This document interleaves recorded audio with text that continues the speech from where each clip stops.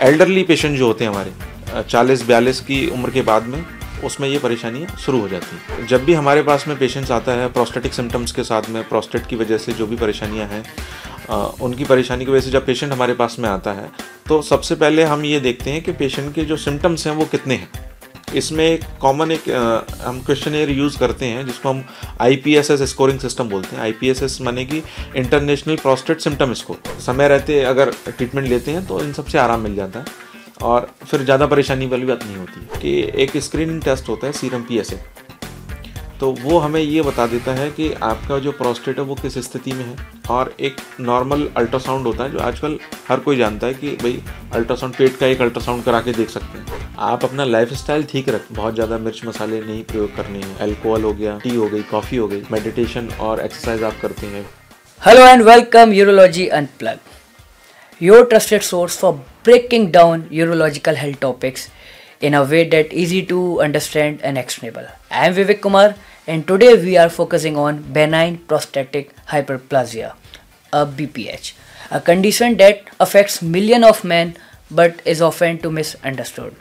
We are joining distinguished expert Dr. Prashant Gupta. We have a consultant urologist and laparoscopic surgeon. Dr. Prashant Gupta, thank you for being here with us. Hello everyone, मेरा नाम doctor प्रशांत है और मैं विवग्योर kidney care Agra शहीद नगर में practice करता हूँ। और आज जैसा कि आप सुन पा रहे हैं हम लोग विवेक जी के साथ बैठे हुए हैं और आज हम प्रोस्टेट के बारे में बात करेंगे। तो नॉर्मली जो प्रोस्टेट है वो सिर्फ मेल पेशेंट्स में होती है। प्रोस्टेट एक ग्रंथि है जो कि आपके रिप्रोडक्टिव ऑर्गन का एक पार्ट है और ये हमारे पेशाब की जो थैली है यानी कि यूरिनरी ब्लैडर जिसको हम बोलते हैं आम भाषा में, उसके नीचे पाई जाती है और वहीं से होके हमारा पेशाब का रास्ता यानी कि यूरेथ्रा जिसको बोलेंगे वो निकल के आता है। और प्रोस्टेट के साथ सबसे बड़ी खास बात ये है कि जितने भी मेल पेशेंट हैं सब में ये ग्लैंड प्रेजेंट होती है और फीमेल में नहीं पाई जाती है। और इसकी जो परेशानियाँ हैं वो भी सिर्फ मेल पेशेंट को ही होती हैं। और ये जो परेशानियाँ हैं वो नॉर्मली एल्डरली पेशेंट जो होते हैं हमारे 40-42 की उम्र के बाद में उसमें ये परेशानियाँ शुरू हो जाती हैं। सर आपने बहुत ही अच्छे तरीके से बताया। ये जो आम लोग हैं उनको जनरली नहीं पता, ये जब ये सिम्टम्स वो देखते हैं उन्हें नहीं समझ आता है कि बीमारी है, बट आपने बहुत अच्छा एक्सप्लेनेशन दिया। बट सर मैं आपके साथ इसी से कंटिन्यू करना चाहूँगा। इस बीमारी को लेके BPH जो हमारी बीमारी है इसमें काफ़ी सारे फैक्ट हैं और मिथ हैं। मैं जानना चाहूँगा जो आप बिल्कुल क्लैरिफिकेशन दें जिससे आम जनता को बहुत अच्छे समझ में आए ये चीज़ एक्चुअली है क्या। तो सर सबसे पहला जो हमारा ये मिथ है वो मैं आपसे डिस्कस करना चाहूँगा, वो ये है सर कि जो ये BPH है वो सिर्फ मैन को ही होती है। हाँ जी, जैसा कि हम सभी लोग जानते हैं कि जो प्रोस्टेट ग्रंथि है वो सिर्फ मेल पेशेंट्स में ही होती है, इसलिए इसकी परेशानियाँ सिर्फ मैन में ही होती हैं, फीमेल में नहीं पाई जाती हैं। और सबसे बड़ी बात यह है कि ये जो परेशानियाँ हैं जो भी इसके सिम्टम्स होते हैं वो सिर्फ आप जब एक एल्डरली एज में होते हैं, एज ग्रुप में होते हैं, जैसा कि 45 के बाद में, 48 के बाद में, तो ये परेशानियां धीमे धीमे इंक्रीज़ करती हैं। इसीलिए इसको डिजीज़ ऑफ ओल्ड एज बोलते हैं या डिजीज़ ऑफ एजिंग बोलते हैं कि ये आपकी जो उम्र है जब आप बूढ़े हो रहे होते हैं उसी समय ये ग्लैंड नॉर्मली बढ़ना शुरू हो जाती है। और उससे पहले ये ग्लैंड का जो साइज़ है, जो ग्रंथि है उसका साइज़ है वो स्टैटिक रहता है, इसलिए उस समय आपको परेशानियाँ नहीं होती। ऑलराइट, तो सर मतलब कहने का मतलब ये एक एज एक फैक्टर के बाद ये ज़्यादा हमें वो करता है। हम ये कह सकते हैं आसान भाषा में कि जो इंडियन पॉपुलेशन है उसमें 45 to 48 के बाद में ये परेशानियाँ थोड़ी थोड़ी स्टार्ट हो जाती हैं। और अगर हम वेस्टर्न कंट्रीज़ की बात करें तो वहाँ पे जो अफ्रीकन अमेरिकन हैं उनमें ये परेशानियाँ थोड़ा सा पहले मिलती हैं, आप 42-43 की उम्र से ही शुरू हो जाती हैं। सर दूसरा मिथ हमारा ये है, क्या सर्जरी इसका एक ओनली ऑप्शन है? ये कहना तो गलत होगा।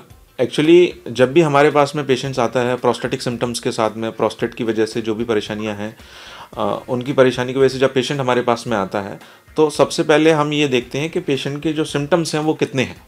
इसमें एक कॉमन हम क्वेश्चनेयर यूज़ करते हैं जिसको हम IPSS स्कोरिंग सिस्टम बोलते हैं। IPSS माने कि इंटरनेशनल प्रोस्टेट सिम्टम स्कोर। इसमें कुछ क्वेश्चनेयर होते हैं, उनके बेसिस पे हम एक स्कोर कैलकुलेट कर लेते हैं कि पेशेंट को सिर्फ माइल्ड सिम्टम्स हैं, मतलब शुरुआती बीमारी है, या मॉडरेट सिम्टम है, थोड़ी सी एडवांसिंग है, या फिर सीवियर सिम्टम्स हैं। तो उसके बेसिस पे हम डिसाइड करते हैं कि पेशेंट को सिर्फ काउंसलिंग की ज़रूरत है, या लाइफस्टाइल मॉडिफिकेशन की आवश्यकता है, या फिर मेडिकल मैनेजमेंट की आवश्यकता है। अगर उससे भी अगर आराम नहीं मिलता है, सिम्टम्स परसिस्ट करते हैं, तो मिनिमली इन्वेजिव सर्जरीज पे भी जा सकते हैं और प्रॉपर जो सर्जरी होती है उन पे भी जा सकते हैं। लाइक इतनी जल्दी पैनिक होने की नीड नहीं है अगर ऐसे सिम्टम्स अगर में दिखाई दे। इसमें इतनी परेशानी की बात नहीं है। This is not a life threatening condition, मतलब जान का जोखिम नहीं है, पर ये कि ये सिम्टम्स पेशेंट को लाइफ स्टाइल को काफ़ी चेंज कर देते हैं। तो अगर आप समय रहते इनको दिखा लेते हैं, आपके नियर बाई जो भी यूरोलॉजिस्ट हैं या यूरो सर्जन हैं, तो फिर इतनी परेशानी की बात नहीं होती। ऑलराइट सर, एक और ये मिथ इसमें पाया गया है कि ज़्यादा से ज़्यादा पानी पीने से क्या BPH को हम फ्लश किया जा सकता है? नहीं, ऐसा नहीं कह सकते, क्योंकि जो BPH के जो सिम्टम्स हैं, एक बार हम सिम्टम्स के बारे में बात कर लेते हैं। BPH के जो सिम्टम्स हैं, कुछ पेशेंट्स में स्टोरेज सिम्टम्स ज़्यादा मिलते हैं। स्टोरेज इस तरीके से होते हैं कि कुछ पेशेंट्स हैं उनको रात में बार बार टॉयलेट के लिए उठना पड़ता है, और टॉयलेट जब लगती है तो वो कंट्रोल नहीं कर पाते हैं, अर्जेंसी काफ़ी रहती है, और डे और नाइट दोनों में फ्रिक्वेंसी काफ़ी रहती है, मतलब बार बार पेशाब के लिए भागना पड़ता है। तो अगर सिर्फ आप ज़्यादा पानी पीते हैं, तो ये वाले अगर पेशेंट को किसी को सिम्टम है, स्टोरेज सिम्टम है, तो वो आपके बढ़ जाएंगे और परेशानियाँ बढ़ेंगी, आपको आराम नहीं मिलेगा। तो अकेला ये कहना गलत होगा कि पानी पीने से ये सिम्टम्स फ्लश हो जाएंगे, ऐसा नहीं है। आप स्मार्टली अगर पानी पीते हैं कि भाई अगर आपके पास स्टोरेज सिम्टम्स कम है तो आप पानी ले सकते हैं, लेकिन अगर आपके स्टोरेज सिम्टम्स ज़्यादा हैं तो आपको शाम के समय पर पानी कम लेना है, तो उससे आपको आराम रहेगा। आपकी रात की जो परेशानियां हैं, बार बार उठने की परेशानियां, वो भी कम रहेंगी। Thank you so much sir, आपने मिथ और फैक्ट काफ़ी अच्छे से क्लियर किए। बट सर, अगर मैं एक और क्वेश्चन अगर आगे फॉरवर्ड करता हूँ तो वो ये, अगर हमारी डे टू डे लाइफ में देखा जाए तो जो आपने जैसा कि बताया सिर्फ मेंस को होती है, तो जनरली मेंस की लाइफ में डे टू डे में ये वो कैसे एक्सपीरियंस करते हैं इन सिम्टम्स को, और कैसे इफेक्ट करती है उनकी लाइफ को ये problem? Day to day life में इस तरीके से परेशान करती है कि इसके जो सिम्टम्स हैं वो दो तरीके के सिम्टम्स होते हैं कॉमनली। एक होते हैं स्टोरेज सिम्टम्स, जिसमें जो पेशेंट हैं वो ज़्यादा देर तक यूरिन होल्ड नहीं कर पाते, उनको अर्जेंसी होती है, बार बार जाने की परेशानी, फ्रिक्वेंसियाँ होती है, और नाइट फ्रिक्वेंसी काफ़ी रहती है, नॉक्चूरिया जिसको हम बोलते हैं, कि रात में सोने के बाद भी बार बार टॉयलेट के लिए उठना पड़ता है। तो एक तो नाइट में आपकी स्लीप कंप्लीट नहीं हो रही, उसकी वजह से डे में आप उतने एक्टिव नहीं रहते, और आपको उसकी वजह से एंजाइटी रहेगी कि भाई रात में ठीक से नहीं सो पा रहे हैं। ये एक सिम्टम स्कोर है कि आपके स्टोरेज सिम्टम ज़्यादा है। एक कुछ होते हैं इरिटेटिव सिम्टम्स। इरिटेटिव सिम्टम्स में आपकी फ्रिक्वेंसी है, अर्जेंसी है, और आपके जो फ्लो की परेशानियां हैं, वो जैसे कि आपका फ्लो अच्छा नहीं आ रहा है, आप टॉयलेट के लिए जा रहे हैं और आप ठीक से यूरिन पास नहीं कर पा रहे हैं, आपको समय ज़्यादा लग रहा है, आपको टॉयलेट पास करने के लिए स्ट्रेन करना पड़ रहा है, या फिर आप जब भी टॉयलेट कर रहे हैं तो उसका जो फ्लो है, यूरिन का जो फ्लो है, वो बहुत अच्छा नहीं आ रहा है, आपको समय ज़्यादा लगता है। तो इन सब परेशानियों की वजह से आपको एंजाइटी हो जाती है, डिप्रेशन भी हो जाता है। नॉर्मल आप जो भी काम कर रहे हैं उसमें समय ज़्यादा लगेगा, आपको बार बार रात को उठना पड़ेगा। तो ये सारी परेशानियाँ पेशेंट को काफ़ी बॉदर करती हैं, और इन्हीं पे जो हम IPSS की बात कर रहे हैं वो इन्हीं स्कोरिंग सिस्टम पे बना हुआ है कि भाई आप रात में कितनी बार उठते हैं, रात में कितनी बार टॉयलेट जाते हैं, आप दिन में कितनी बार टॉयलेट जाते हैं, और आपको टॉयलेट करते समय स्ट्रेन तो नहीं, मतलब जोर तो नहीं लगाना पड़ता है, या फिर आपका जो फ्लो है वो अच्छा आता है कि नहीं, और आपकी क्वालिटी ऑफ लाइफ इससे कितनी अफेक्ट हो रही है, आपका वर्क डे में ठीक से हो पा रहा है कि नहीं। क्योंकि अगर आप कोई इंपॉर्टेंट काम कर रहे हैं और आपको टॉयलेट लगे और आप उसको होल्ड ना कर पाएँ, तो आपको वो काम बीच में छोड़ के जाने पड़ेगा। तो ये सिम्टम्स हैं, काफ़ी प्रोफाउंड हो जाते हैं और पेशेंट को काफ़ी परेशान करते हैं। तो इसके लिए ही आप ये है कि समय रहते अगर ट्रीटमेंट लेते हैं तो इन सबसे आराम मिल जाता है, और फिर ज़्यादा परेशानी वाली बात नहीं होती है। और thank you so much sir. But आपने हमारे सारे जितने भी लोग हैं उनको पहले ये बताया BPH की प्रॉब्लम क्या है, उसका मिथ और फैक्ट बताया। बट सर, अब मैं ये जानना चाहूँगा, जो लोग इस चीज़ को एक्सपीरियंस कर रहे हैं और डे टू डे लाइफ में ऐसी चीज़ें एक्सपीरियंस भी कर रहे हैं, बट अगर हम मूव ऑन करें, इसके सॉल्यूशन क्या है, और अगर कोई पेशेंट है तो वो कैसे बेस्ट अप्रोच कर सकता है अपने आप को इस डील में? देखिए, अगर हम बात करते हैं कि किसी पेशेंट्स को प्रोस्टेट की वजह से परेशानियाँ हो रही हैं, तो उसमें सबसे पहले आता है कि how to diagnose this BPH। तो उसमें सबसे एक आसान सा ट्रीटमेंट, एक आसान सा तरीका है कि एक स्क्रीनिंग टेस्ट होता है सीरम PSA। तो वो हमें ये बता देता है कि आपका जो प्रोस्टेट है वो किस स्थिति में है। और एक नॉर्मल अल्ट्रासाउंड होता है जो आजकल हर कोई जानता है कि भाई अल्ट्रासाउंड, पेट का एक अल्ट्रासाउंड करा के देख सकते हैं कि प्रोस्टेट का साइज़ कितना बढ़ रहा है, प्रोस्टेट के सिम्टम्स कितने आ रहे हैं। तो ये हमारे बेसिक टेस्ट हैं जो हम पेशेंट से करा लेते हैं। तो उसके बाद में परेशानियाँ जो भी हैं वो हमें पता रहती हैं। उसके बाद में अगर हम ट्रीटमेंट की बात करते हैं तो हमारे पास में बहुत सारे ट्रीटमेंट ऑप्शन हैं। सबसे पहले अगर पेशेंट का, जैसे मैंने पहले भी बताया कि अगर पेशेंट के शुरुआती सिम्टम्स हैं, माइल्ड डिजीज़ है, तो लाइफस्टाइल मॉडिफिकेशन से भी काफ़ी हद तक इम्प्रूवमेंट हो जाता है। जैसे कि रात के समय पे जिनको फ्रिक्वेंसी रहती है, बार बार जाना पड़ता है, तो उनको बोलते हैं कि शाम के बाद में थोड़ा सा पानी की मात्रा जितना ज़रूरत है उतना ही पानी लें, एक्सेसिव वाटर इनटेक ना रखें। उसके अलावा पेशेंट्स को हम एक्सरसाइज के लिए एडवाइस करते हैं कि आप डेली एक्सरसाइज करिए, लाइफस्टाइल ठीक करिए अपना। उसके अलावा खाने पीने में थोड़ा सा चेंज करते हैं, जैसे कि जितने भी आप डायूरेटिक्स लेते हैं, जैसे कि अल्कोहलिक बेवरेजेस हैं, कैफिनेटेड ड्रिंक्स हैं, टी है, कॉफ़ी है, तो ये क्या करते हैं कि ज़्यादा बॉडी से यूरिन बनाते हैं, डायूरेसिस कराते हैं। तो अगर आप शाम के समय पे ये सारी चीज़ें कंज्यूम करते हैं तो आपको बार बार टॉयलेट जाने की परेशानी हो सकती है और आपके जो सिम्टम है वो प्रेसिपिटेट कर सकते हैं, मतलब बढ़ सकते हैं।